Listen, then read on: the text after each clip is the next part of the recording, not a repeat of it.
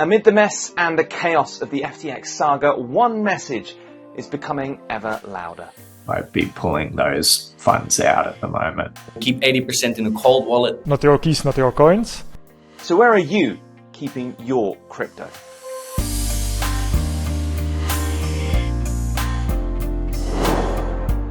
Before we say anything further, let's just make one thing abundantly clear. If you've been affected by the FTX bankruptcy, we are thinking of you.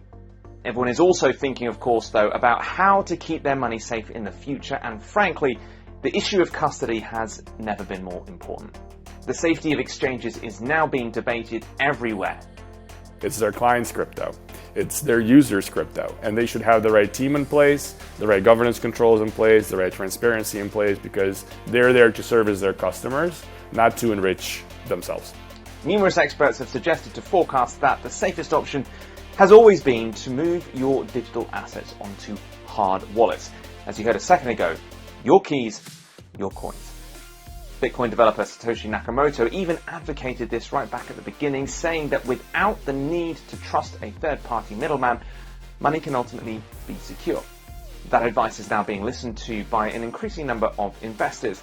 Data from Glassnode shows that Bitcoin is being moved to self-custody at a rate not seen since the collapse of Terra Luna. Hardware wallet makers Ledger and Trezor both have told Forkast that they've seen a significant uptick in demand for their products since FTX collapsed on Friday. Ambassador for Trezor, Joseph Tietek, told us that by using crypto exchanges, you are vulnerable.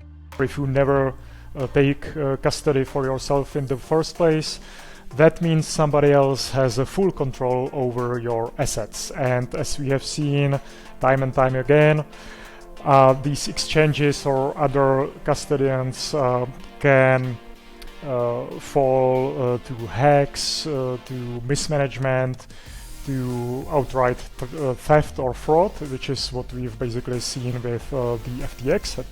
While self-custody is increasing, not everyone is making the same choices. While some are taking things completely offline with a hard wallet, others are still choosing soft wallets instead. It's just a program that you download, it generates your private keys for you, and you can do your transactions from. These things are always online, so they're ultimately easy to use, but because they're always online, they're also vulnerable to hacks.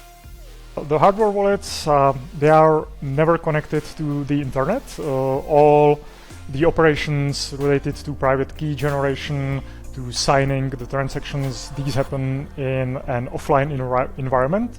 These are seen as a much safer option, but they come with their own risks too. You absolutely must remember your keys, your passwords, your seed phrases, and officially, you're actually also supposed to keep all of those things inside a fireproof safe, just in case.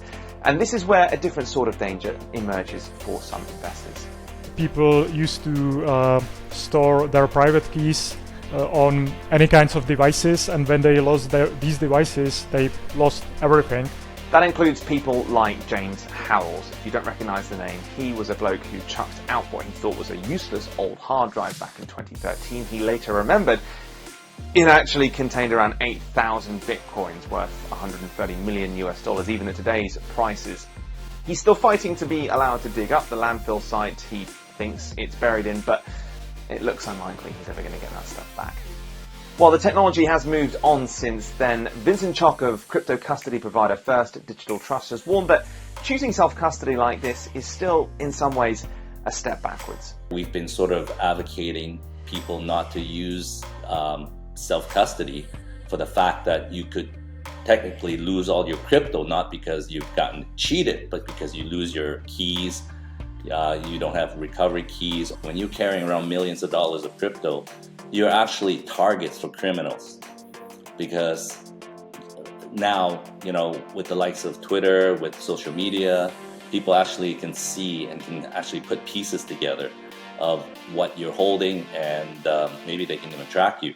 For smaller individual investors, the choice might be a little bit easier than it is for larger ones and indeed for institutions. And Vincent and others want to see a greater move towards custodianship for these larger types of investment. Companies like First Digital Trust, the Hex Trust, others, they're all subject to tighter regulations in a lot of jurisdictions around the world, and that includes specifics around how customer assets are stored.